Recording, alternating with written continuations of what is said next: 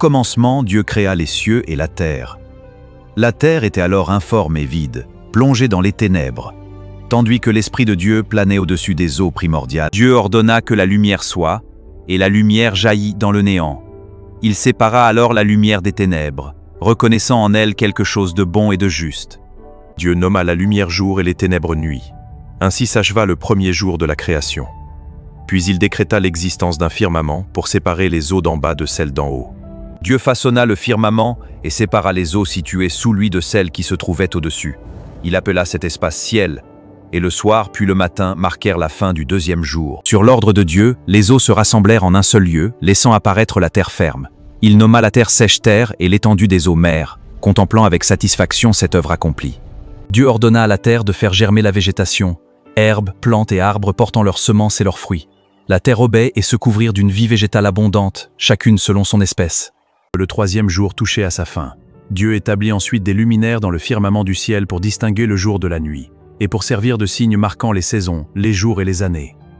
Ces luminaires devaient éclairer la terre depuis le firmament. Dieu créa ainsi deux grands astres, le soleil pour gouverner le jour, la lune pour gouverner la nuit, et il créa également les étoiles. Dieu plaça ces astres dans le firmament afin qu'ils répandent leur lumière sur la terre. Ils étaient destinés à régner sur le jour et sur la nuit, et à séparer la lumière des ténèbres. Ainsi s'acheva le quatrième jour. Puis Dieu ordonna que les eaux fourmillent d'une multitude d'êtres vivants, et que des oiseaux volent au-dessus de la terre dans l'étendue du ciel. Dieu créa les grands animaux marins, tous les êtres vivants qui peuplent les eaux et toutes sortes d'oiseaux ailés. Il vit que cela était bon, et les bénit, leur ordonnant de se multiplier. Dieu créa les grands animaux marins, tous les êtres vivants qui peuplent les eaux et toutes sortes d'oiseaux ailés. Il vit que cela était bon, et les bénit, leur ordonnant de se multiplier.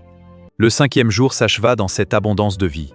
Dieu ordonna ensuite à la terre de produire des animaux vivants de toute espèce, bétail, reptiles et bêtes sauvages, chacun selon sa nature. Dieu fit ainsi les bêtes sauvages, le bétail, les reptiles, et vit que tout cela était bon. Puis il décida de créer l'être humain à son image et à sa ressemblance, pour qu'il règne sur toute la création. Dieu créa l'être humain à son image, hommes et femmes il les créa. Il les bénit et leur confia la mission de se multiplier, de peupler la terre et d'en prendre soin, exerçant leur autorité sur tous les êtres vivants. Dieu leur offrit toutes les plantes à graines et tous les arbres fruitiers comme nourriture. Aux animaux, oiseaux et créatures terrestres, il donna toute la végétation verte pour se nourrir. Et il en fut ainsi. Dieu contempla alors tout ce qu'il avait fait et vit que c'était très bon. Le soir vint, puis le matin. C'était le sixième jour, marquant l'achèvement de toute la création.